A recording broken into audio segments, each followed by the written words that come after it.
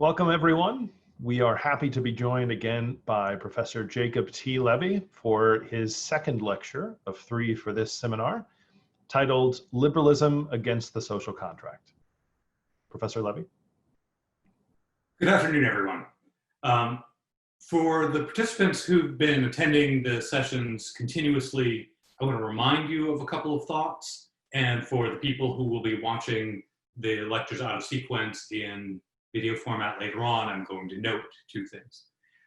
One of the things to note is that you've just heard a talk by Eric Mack about John Locke and natural rights theory. I'm going to talk a lot about Locke in this talk. And what I have to say is not going to be an argument against rights theory. It is going to be an argument against Locke, who is the great villain of the piece. But the dispute is not about rights theory, it's about the legitimation of the state. The second thing to remind people of or to note is that in my talk yesterday about the crisis of constitutional democracy, I discussed the threat posed to liberalism by an excessive attachment to political, cultural, social unity. The difficulty in remembering and taking seriously how important pluralism and social plurality and dissent are to a liberal society. That's going to be a theme to which I'll return a great deal today. Today's talk, Liberalism Against the Social Contract, concerns one of the most important kinds of political language, political philosophy, political ideology, characteristic of early modern European political thought, which enjoyed a renaissance in the last quarter of the 20th century, social contract theory.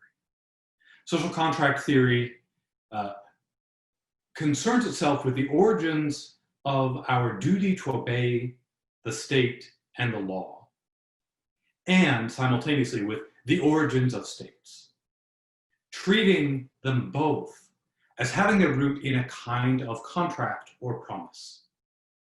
In one of the most famous short phrasings of it, in the Declaration of Independence, written mainly by Thomas Jefferson, it was held that we hold these truths to be self-evident that all men are created equal, that they are endowed by their creator with certain unalienable rights, that among these are life, liberty, and the pursuit of happiness, that to secure these ends, governments are instituted among men, deriving their just powers from the consent of the governed.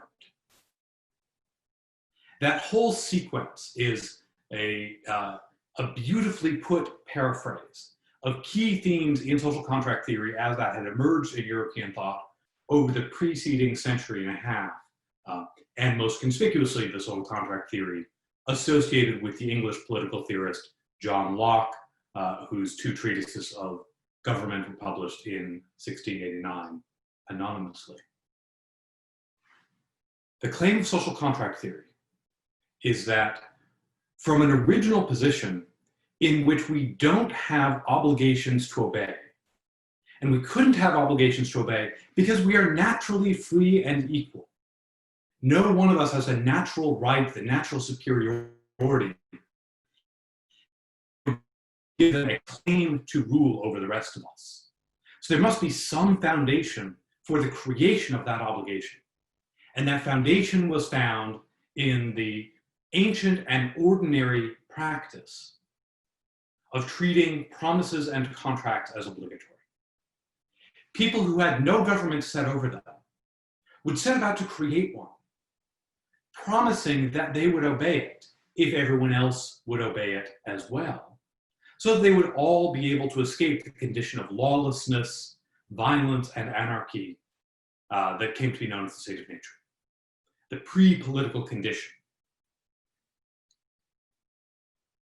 John Locke's theory of the social contract, as that got picked up and applied in the Declaration of American Independence, came to be seen as one of the critical sources for liberalism as a political idea, and then for the version of liberalism that became known as classical liberalism, especially in the United States. It was Locke maintained that we entered into political society in order to protect our rights. And so we would promise to obey in exchange for the protection of our rights, and a promise to obey that would reach its limit if our rights were not respected. It was put forward as a theory on the limits of legitimate state power, and showing that the very origins of state legitimacy were incompatible with violating the rights of those who were ruled over. That was treated as a key animating thought for the British Whig Party that in the 18th century gradually developed into the British Liberal Party in the 19th century, and that in the United States came to justify the American Revolutionary break and the creation of new governments in the 13 colonies and then in the United States as a whole. This is, I will argue today, a pernicious, deeply misleading mistake. We will not understand what it's like for free people in a free society to be governed through the lens of social contract theory. In order to make that case, I'm going to start off by comparing Locke to a succeeding political theorist who has a much worse reputation among classical liberals, that is the Genevan political theorist Jean-Jacques Rousseau. In Rousseau's Social Contract, written nearly a century after Locke's treatise, Rousseau argued that there could be no reservation of rights. That what we did when we came together in order to form a political society necessarily absorbed our whole selves. Because we had to be able to all count on one another to genuinely obey what it is we came together to do. And that obedience had a special moral character, Rousseau said. I so much want to escape the state of nature and to create a new society that my will is wholly subsumed in the will of the whole. Such that if I break a law and the state then coerces me into obeying, Rousseau famously said, what we shall say in such a case is nothing other than that the offender is forced to be free. Why am I forced to be free if I am forced to obey a law? Well, because the law was made pursuant to my promise. The foundation of state legitimacy is all of us promising in common that we will obey. It therefore follows that an instance of law breaking is like an instance of contract breaking.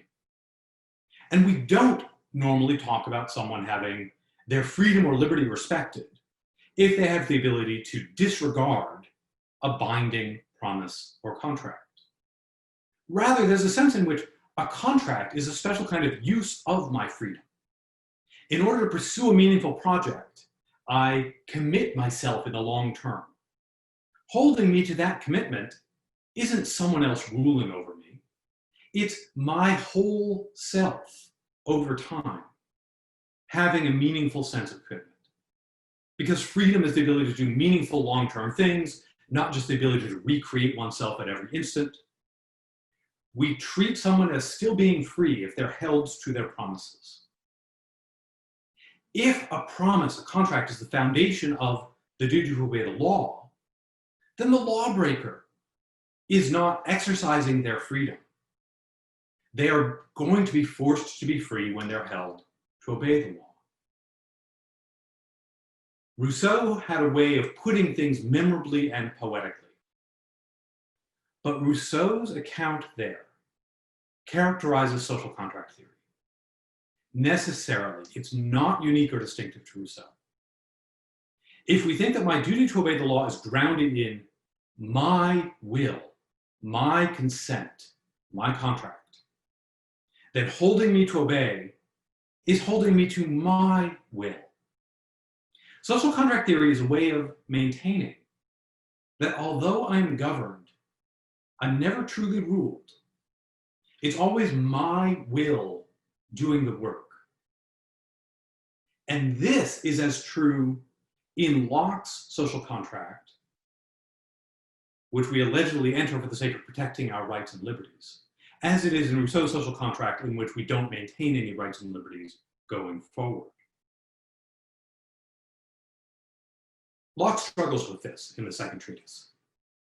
Locke maintains that the rights that we have against the state persist, and if they're violated, that violates something important in the legal character of the ongoing relationship of state legitimacy. In extreme cases, as the Americans are going to argue in 1776, they face, the bonds of civil society, the bonds of political society are dissolved. Those who govern us have broken the contract. Because they've broken the contract, they've dissolved it, and we have the right to rise up and throw them off. That sounds like it's a way of saying our individual rights are ongoing supreme facts in society. Who else, though, is supreme in Locke's social contract?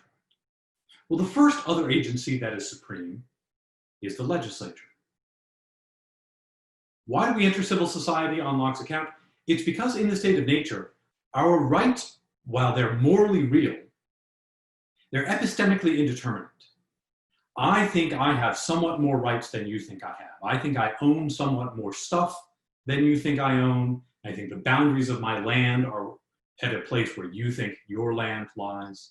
I think you started a fight, and that you're therefore the natural criminal. You committed assault, and my hitting you harder was self-defense. In the wake of all of that epistemic uncertainty, where all of us constantly being judges in our own cases, I'm saying that I'm legally in the right, naturally legally in the right, and therefore I have the ability and the authority to punish you. You think the same. Even with everyone in good faith believing that they're acting to uphold rights, we have the capacity then to fall into a state of real violent conflict. In order to escape that possibility, we surrender our authority to judge and execute under the law of nature to a state that will be governed by a legislature that has the ability to specify our rights. It's going to tell us whose property line lies where. It's going to tell us what counts as assault and what counts as self-defense. Once it's done that, I can't then say, oh no, my natural property rights extend all the way to the horizon, even if I in good faith believe that. I've surrendered my right to judge and execute under the law of nature. I can't unilaterally decide where my rights are. I mentioned that I wasn't going to contradict anything Professor Mack said about Lockean rights theory. I can be a real Lockean rights bearer. And it can still be the case that once I'm in society, effectively I have to obey the laws set out by the legislature, because it's the legislature that is set up with the authority to specify, to do the epistemic work of telling each of us where our rights really lie. Locke can't quite settle the question of whether that means my morally real rights are still politically really meaningful. For the most part, it seems like he thinks the legislature effectively is supreme in an ongoing political society. And if we're in that kind of society and the legislature passes a law and I break it, and I'm coerced to follow it, Locke could have no argument with Rousseau's claim that in being coerced to follow the law, I am being forced to be free, because I'm being forced to obey my own will, my own promise, my own contract. Now, Locke also seems sometimes to say that the executive, the monarch in the British mixed constitution, has a kind of supremacy. The legislature's job is to specify in law where all of our legal juridical rights lie. The executive has an extra legal and super legal authority. The authority to do what is necessary in order to promote the common good. It is explicitly a right to override rights if that's necessary for public safety. The executive, in deciding how to use the armed force of the state in emergency moments can't really be fully bound by the legislature, can't really be fully bound by law, certainly is not going to be fully bound by the rights of the individuals they're governing. Here Locke says, we enter into civil society for the sake of our common good, treating that illegitimately synonymously with to protect our individual rights and liberties. With the result that when you try to decide who in the second treatise has the final say, you find yourself going in a strange kind of circle from individual rights to a supreme legislature to an executive using the prerogative power to override or ignore law and rights. Now that's one telling fact about how it is that social contract theory goes kind of strange, but it's not the key fact. I've kept saying in contract theory, we promise, we consent, we contract. But of course we don't. And every social contract theory acknowledges that of course we don't. No really existing government of a large society has ever been founded by the unanimous, voluntary consent of those who are going to be governed. To say nothing of having its full structure and authority laid out in a clear contract that would meet the kinds of standards that we otherwise think a contract needs to meet in order to be binding. And so in every social contract theory, one way or another, there's a way to impute or assume or simulate consent. In Locke, this is referred to as tacit consent. Locke says that by remaining in a society and enjoying the protection of my rights, particularly by doing so once I'm an adult owning property within the society, though in a more temporary way can be true even of a tourist, of someone passing through, or of someone before the age of adulthood. But by remaining in society and accepting the protection of my rights, my life, my property, it is as if I have promised. That move, it is as if I have promised, is going to be found in every social contract theory from Hobbes to Locke to Rousseau to, in a different way, Kant. If you really think that contract is the foundation of the legitimacy of the state, and you mean to legitimize states, then there has to be a solution to the problem that so many people don't ever consent.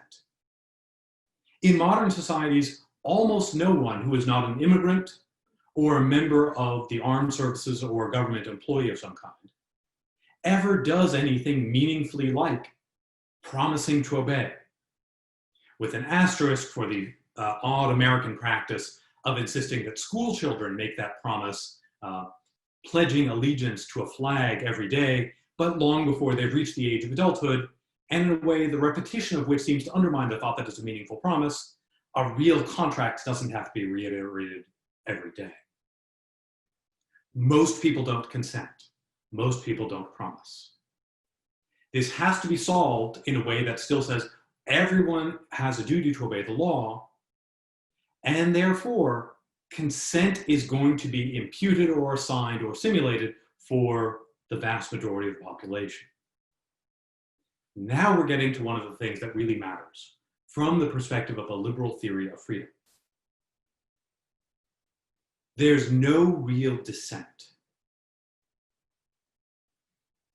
If we've all promised, then our ability to really object is sharply morally constrained, because we'd be objecting to our own will, we'd be objecting to our own promise.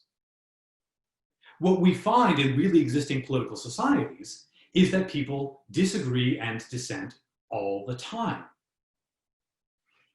In any version of social contract theory, including Locke's, there's a moment of unanimity. We have to all come together, all promise one another. The promise we make has to be one that we could all agree to. We have to all share the same understanding of the structure of government that we're going to create. We have to share the same understanding of the rights and responsibilities that will be allocated. Just as in an ordinary contract, there has to be what lawyers refer to as a meeting of the minds. There's some moment when the two or more parties to a contract agree together about what they're doing. If you don't have unanimity at the moment of entering into a contract, you don't have a contract. So there has to be, well, a people, or what Rousseau's going to go on to call a nation. There has to be some moment before politics when we are truly all one. And it's that sense of peoplehood or nationhood, that sense that we are truly all one, that can make it seem kind of plausible to say, well, we all agreed, or we all would have agreed, or it's as if we all agreed. And you who think that you didn't agree, well, you're really one of us. And because you're really one of us, it is as if you've agreed.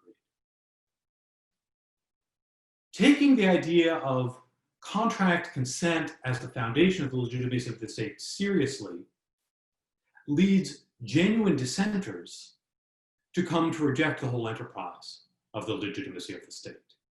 A few decades after the American Revolution, the abolitionist Henry David Thoreau, in his essay, Resistance to Civil Government, said, "The only obligation which I have a right to assume is to do what at any time I think is right."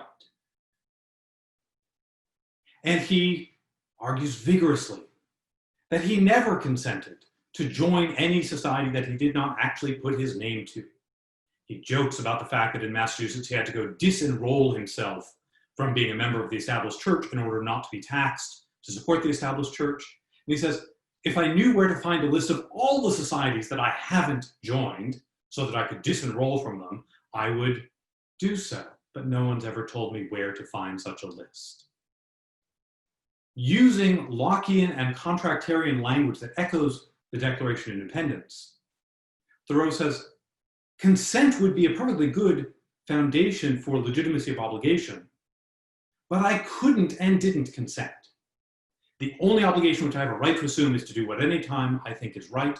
That is, I have no right to assume this ongoing obligation to obey other people and to forsake my own conscience.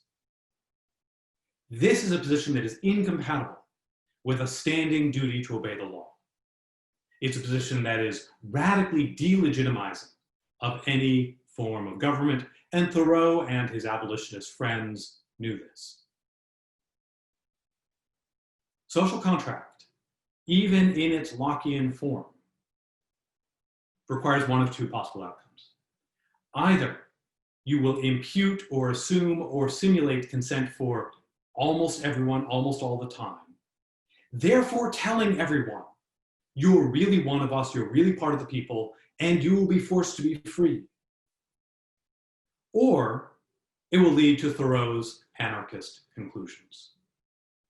What it is that liberals have imagined they could find retrospectively in Locke, a way to have a duty to obey the state when and only when the state respects our freedom, isn't available to be found.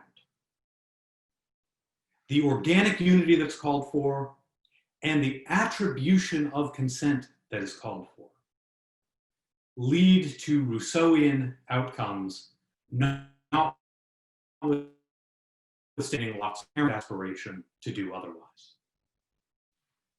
Should we then embrace Thoreau's conclusion?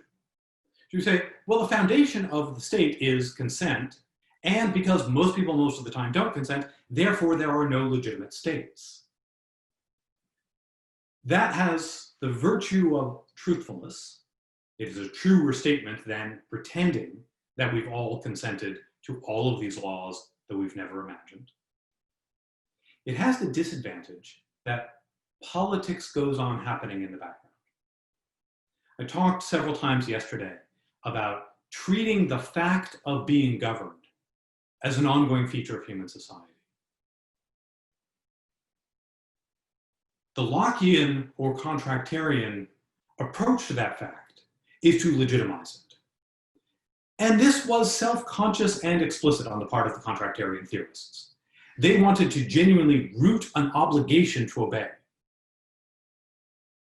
Thoreau rejects it altogether. And yet, the day after you rejected the authority of the state's still there. The state's still there now in a way that seems untethered from normative constraints, because you're now treating it as just an alien invading force. Neither of these seems in the long term attractive. Neither of these seems wholly compatible with our aspiration to have a government of a free society that does respect a great deal of freedom and liberty, that is normatively constrained to do so, and yet that recognizes the reality of disagreement, plurality, dissent, and the individual conscience. Fortunately, we don't really need anything like contract theory. And indeed, British political thought had substantially abandoned it in the century between Locke's time and the American Revolution, even though the Americans remained attached to this set of ideas from a century before. The Scottish philosopher David Hume, arguing against a kind of Lockeanism that had come to characterize parts of the British Whig Party at one point, argued against contractarian foundations for political legitimacy, noting that the route through implicit or imputed or assumed consent always went something like this. The foundation of the duty to obey is your promise. Well, I didn't promise. Well, it's as if you promised. Why is it as if I've promised? Because it's really very useful to have government. Hume says all the work is done by that last sentence. Nothing has been added by the roundabout through pretending that there's a promise that wasn't actually made, and then recharacterizing my duty as the duty to obey a promise. Rather, Hume says, this is really just an argument that says you have a duty to obey because it's very useful. And that's an argument that admits of a wider range of possibilities than does the absolute duty to obey promises. Useful is a spectrum word. Useful comes in quantities of more or less, in a way that a promise or a contract does not. A promise or a contract is a legalistic concept. A contract exists or it doesn't. Usefulness, there's more or less. And so in Hume's political thought, we find gradations, more or less legitimacy, more or less propensity to obey. Propensity to obey not because the state has some morally immaculate origins, not because it's rooted in an authentic act of consent. Indeed, says Hume, every state that we can find has its roots in conquest and usurpation. But insofar as they over time became sufficiently tolerable and sufficiently useful, people in their natural propensity to leave well enough alone gradually assume an obligation to obey. Hume's thought was more or less shared by his friend and countryman, Adam Smith. Adam Smith, in his lectures on jurisprudence, makes fun of the idea of the social contract, saying, this is such a singular idea, it's a very strange thought that the English have come up with, and here Smith is conspicuously lecturing in Scotland. It's a very strange idea that the English have come up with that imagines that there was no legitimate government in the world until the Glorious Revolution and the discovery of contract theory by Locke in 1689. In fact, we all know that one of the ongoing features of social normativity is that people obey the rules, and that states go on being relatively legitimate. There's an imagination in some kinds of classical liberal thought looking back to early modern roots and putting things together. That says, well, what classical liberalism is Locke plus Smith. Locke plus Smith doesn't, Smith tells us, work.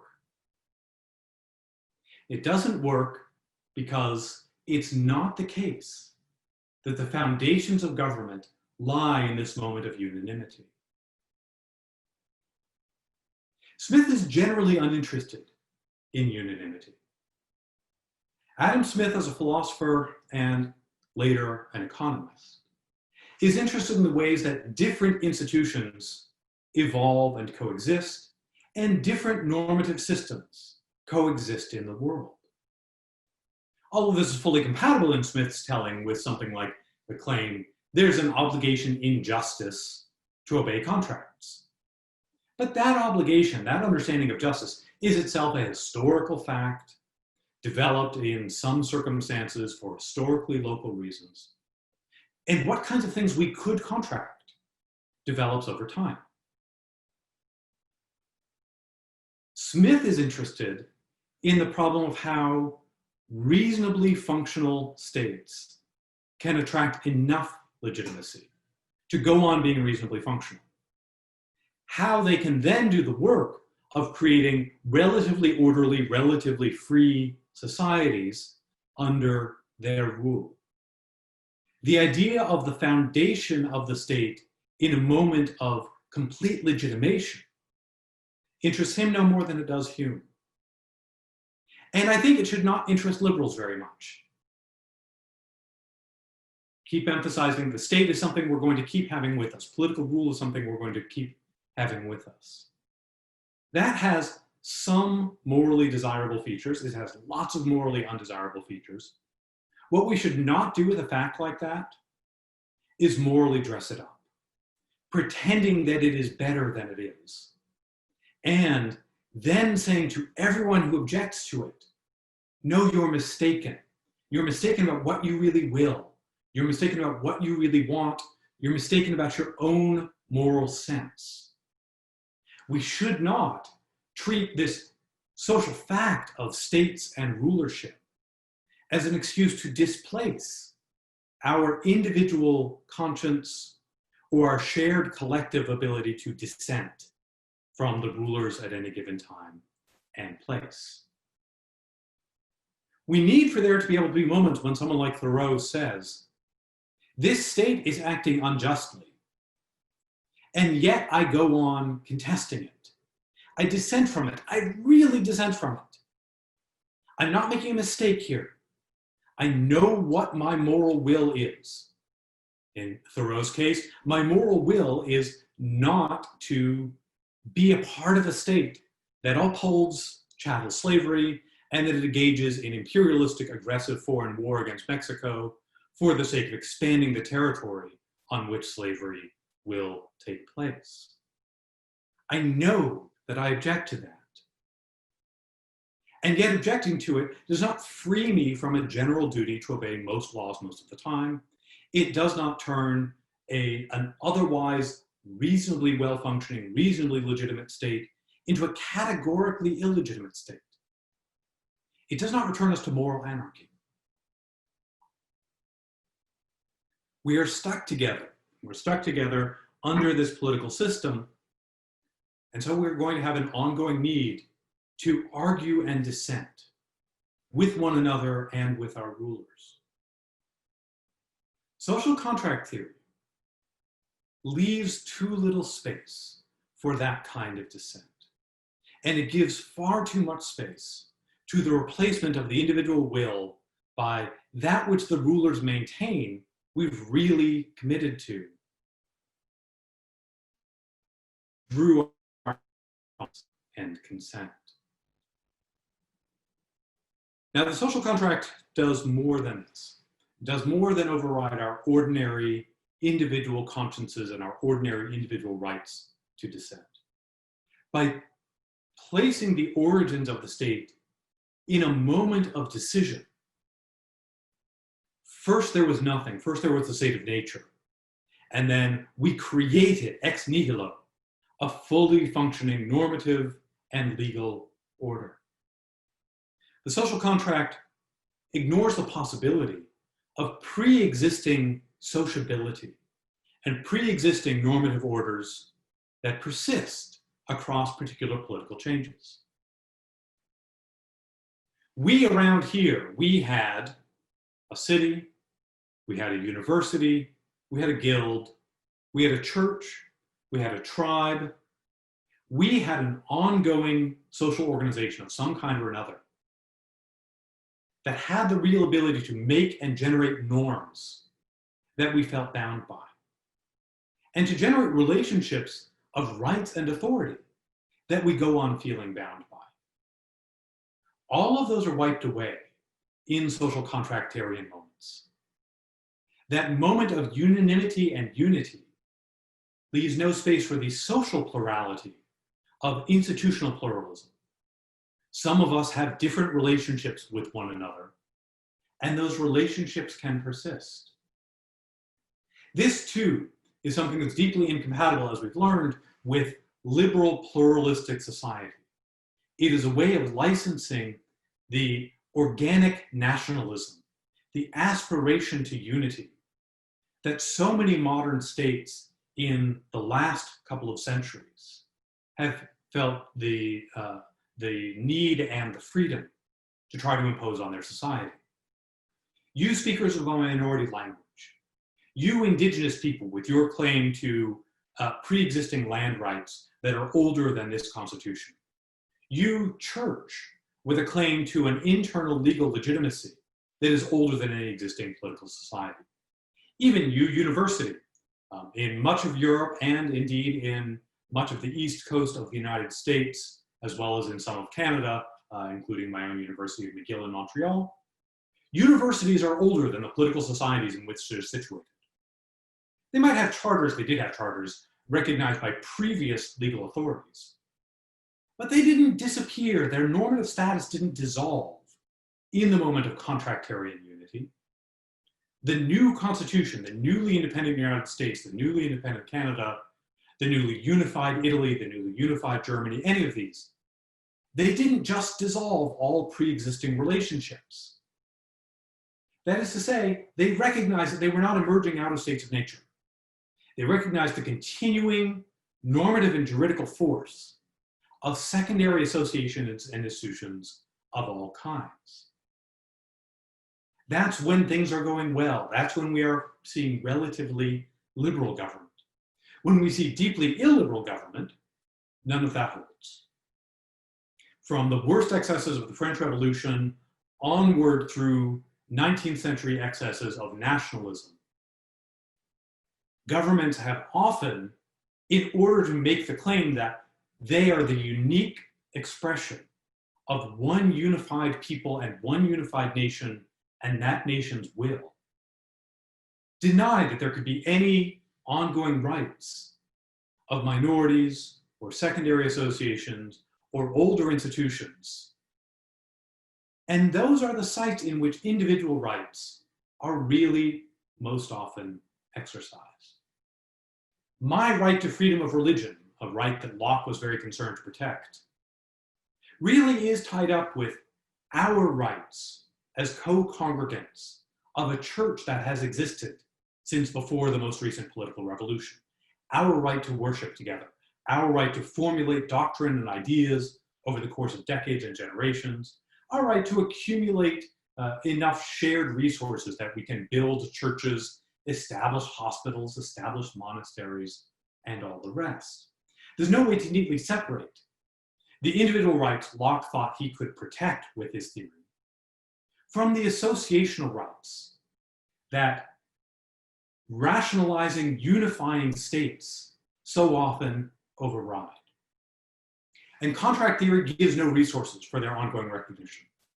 What we need are more pluralistic understandings of normative legitimacy in society, the kinds of understandings that we can find in Smith and cannot find in any contractarian. We find them, by the way, not only in Smith, but also in the theorist I talked about the most yesterday, and one to whom Smith was greatly indebted, that is the French theorist, the Baron de Montesquieu, who was deeply interested in the ways that a plurality of normative orders, cities and churches and provinces and universities and all the rest, could go on surviving even in large modern states, and took as one of the signs that a state was becoming despotic that it would abrogate the rights of the so-called corps intermédiaire, the intermediary bodies. This is an anti-contractarian thought, that the corps intermédiaire could have meaningful status against the unified, modern, European, Weberian nation state that is the source of all political and legal legitimacy. It is a much more pluralistic thought. It is, to that degree, I maintain, also a much more liberal thought. One final thought about the particular Lockean variant of social contract theory and the way that that has distorted some of the strands that became liberalism and then classical liberalism. Locke's interest is in property rights. His interest in our relationships to one another in the material world, his interest in what we would now characterize as economic questions, is in property rights, it's in ownership. Now, ownership is a good way of thinking about rights. It is productive in a lot of ways to think of all of our rights as being extensions of our right of self-ownership in the way that Locke described, in a way that the American founders very often echoed.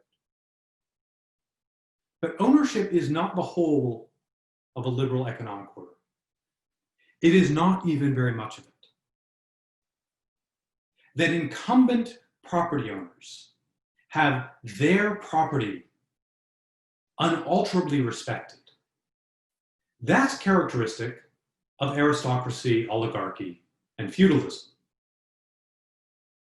One of the key moves in the emergence of liberal economies at the end of the 18th and the beginning of the 19th century was the abolition of the rules of entail and primogeniture, rules that require that aristocratic landed estates descend only to the eldest son and descend in a way that is held together and can't be sold off. Liberal economies were built on the ability to sell the land off, divide it up, parcel it up, mortgage some of it, rent some of it out, divide it among your heirs so that you get a relatively larger middle class over time, rather than an aristocracy founded on the eldest son always holding his property. The liberal economy is founded not centrally on ownership by incumbent owners, but on commerce and exchange. It's founded not on what Locke puts front and center, but on what Smith does.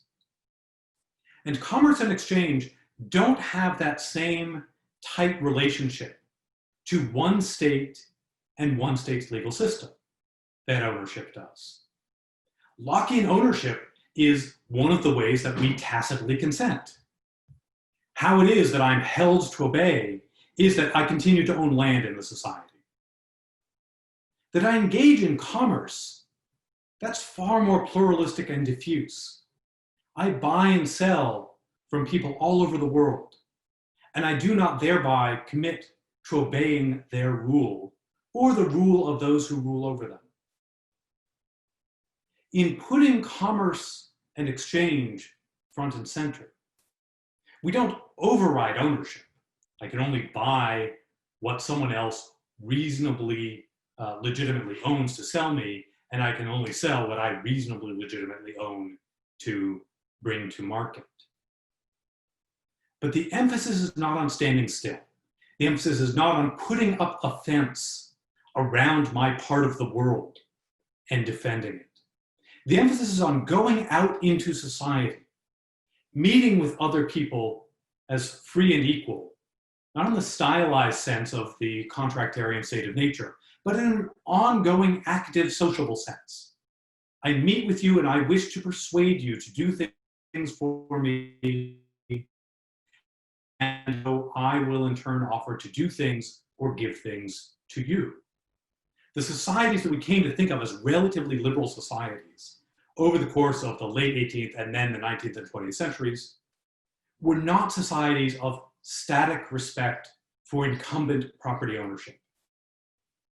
They were societies based on the tremendous new wealth that became possible through systems of commerce and exchange of the sort that Montesquieu and Smith saw on the horizon, and that Locke, with his emphasis on ownership and obedience, never could and never did. And with that, thank you very much, and I look forward to your questions and the discussion. So the first question, given what you said yesterday about the crisis of constitutional democracy and today arguing against the social contract, how do you think we move forward with constitutional jurisprudence? what does a Smithian or Humean jurisprudence look like in the US, for example, if that's something that's possible at all? I find it interesting the question went to constitutional jurisprudence, because I think to an important degree, constitutional jurisprudence is a secondary question, and thinking otherwise is one of the symptoms of how strong a hold contractarianism still has on the American constitutional imagination in particular. The crisis of constitutional democracy that I talked about yesterday implies that things like an independent judiciary or an impartial, relatively nonpartisan judiciary doing its best amidst partisan give and take, or a judiciary that has access to the resources of law enforcement agencies that are not used as political tools, none of that can be taken for granted.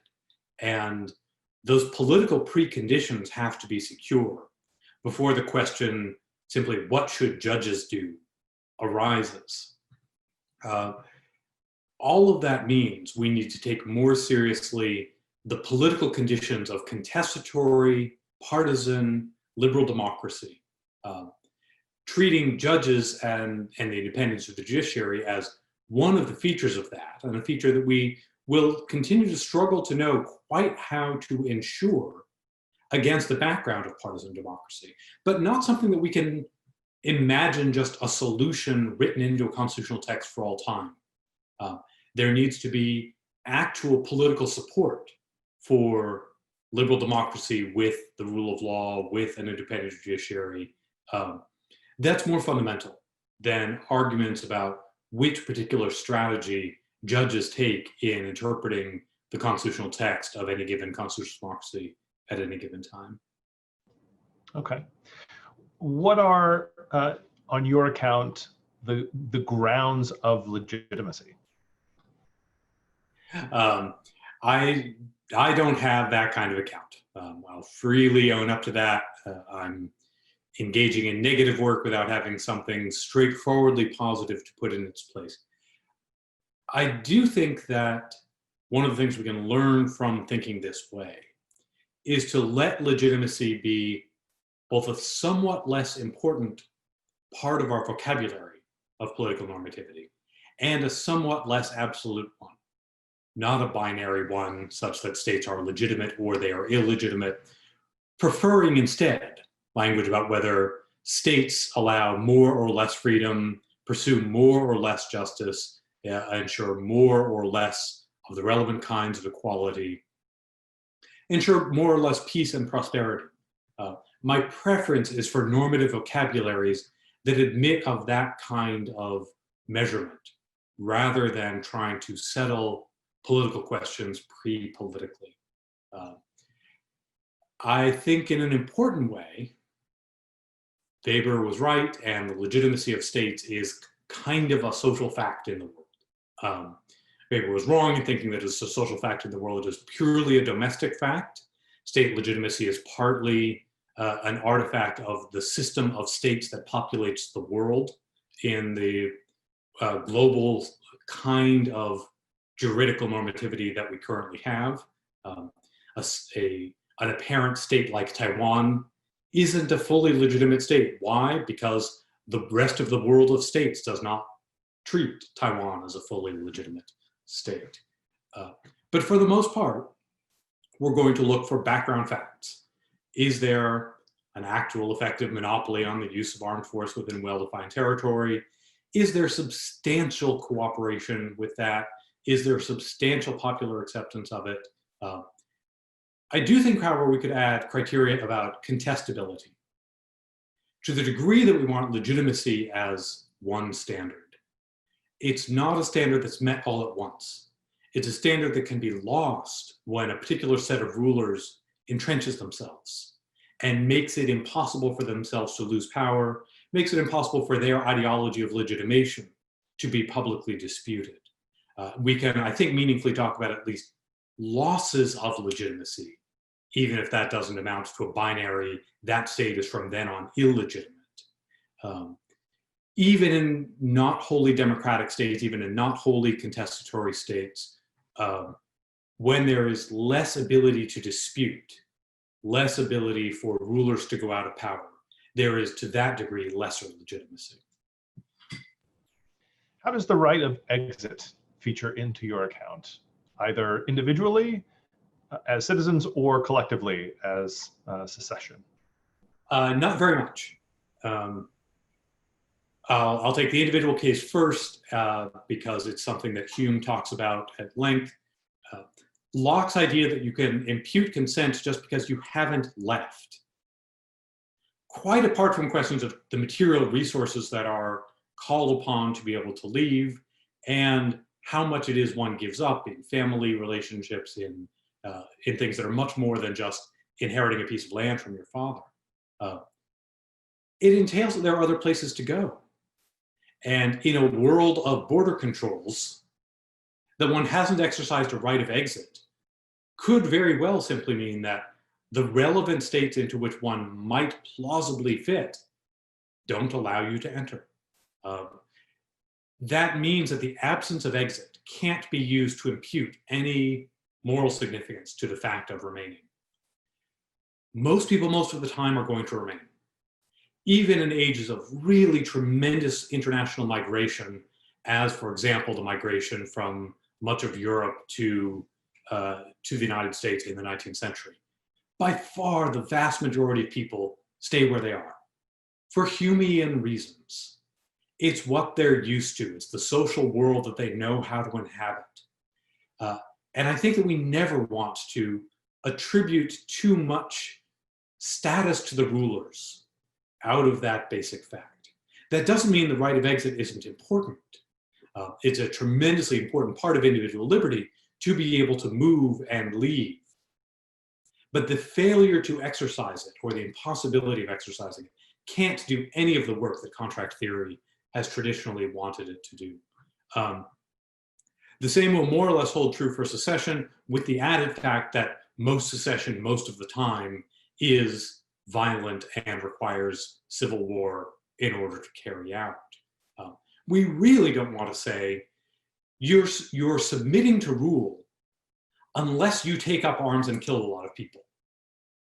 We want the ability to recognize peaceable dissent. We don't want to morally incentivize civil war by saying only when you've taken up arms will we treat you as really trying to change things. It's a matter of great importance for this reasonably free system of government that we happened into over the last couple of centuries, that people be able to object and stay, object and remain within the system, object and continue to contest political power, to be in opposition without being aspirational secessionists. How does the location of government affect legitimacy? So does federalism, for example, or polycentricity make a state less legitimate, more legitimate, neither? Can often be better on a number of the dimensions that I was talking about, can be more generative of peace, more accommodating of dissent, more accommodating of liberty, without, I think, changing fundamental facts about the overall system in this sense.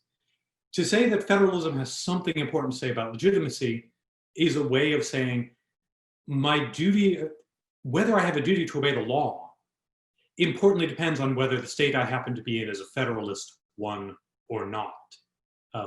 And I think that's going to be a difficult case to make. Federalism, polycentricity, decentralization, these have lots of attractive features. I'm a big fan of them. I write about them all the time. But they are ongoing facts that are renegotiated within a two-level political order. And that as a two-level political order matters. The more local units are very often safer from the perspective of individual liberty because they're situated in a larger unit. If it were to secede and become a wholly autonomous little city-sized nation state, the threat to liberty might often go significantly up. And yet it's the same city. So we want to be able to identify how important it is that it sits in that larger framework. And We can praise the larger framework for giving appropriate space to polycentricity, decentralization, or federalism, while still recognizing that the state and the political community that makes up the state is going to make decisions at the margins about which units, how much authority, what kind of decentralization. How do you see Smith's understanding of sympathy figuring into his view of political society?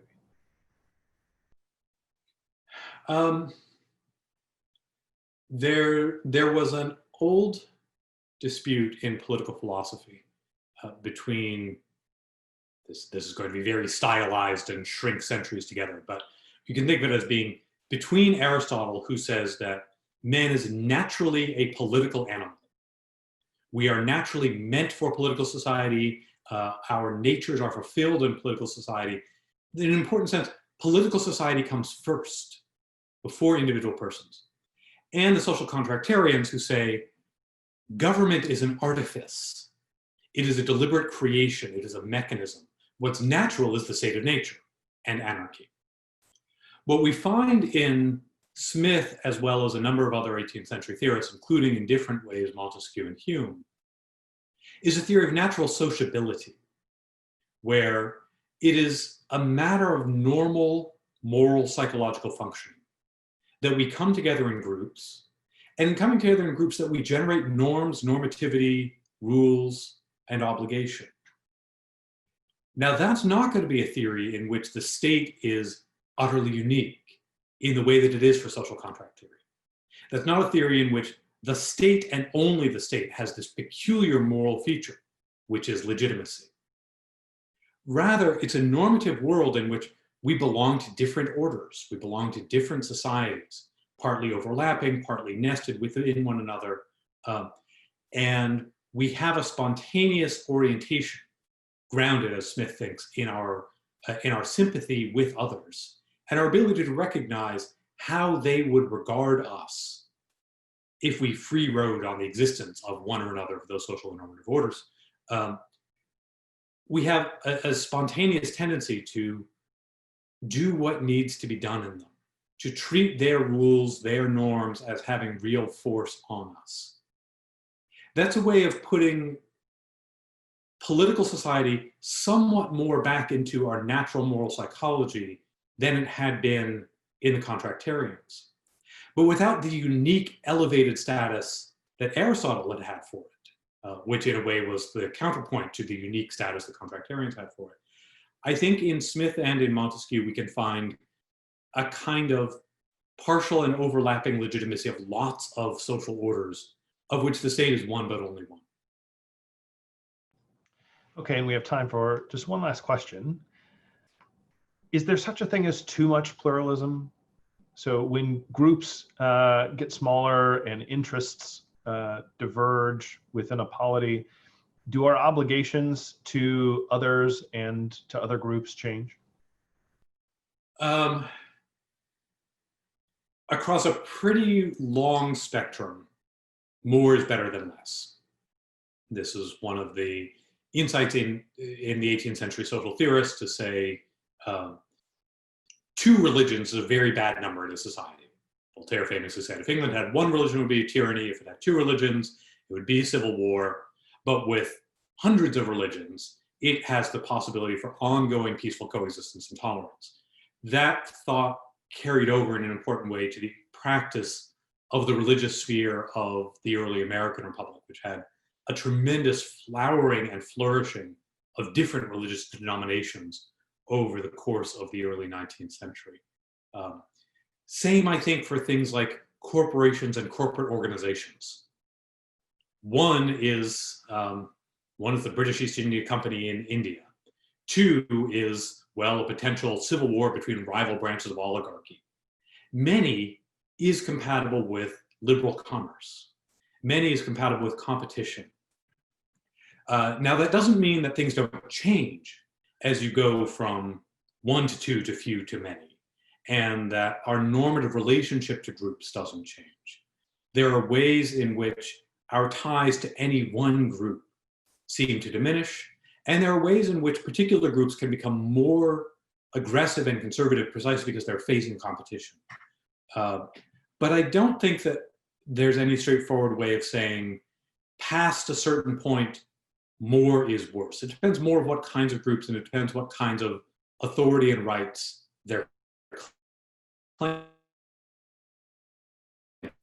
Groups is worse. It could be the case that more political parties is worse. That depends on the character of partisan competition and the particular system, because one of the virtues of partisan elections is the ability to hold someone accountable. And sometimes when there are dozens of parties, it can be impossible to ever hold the incumbent effectively to account.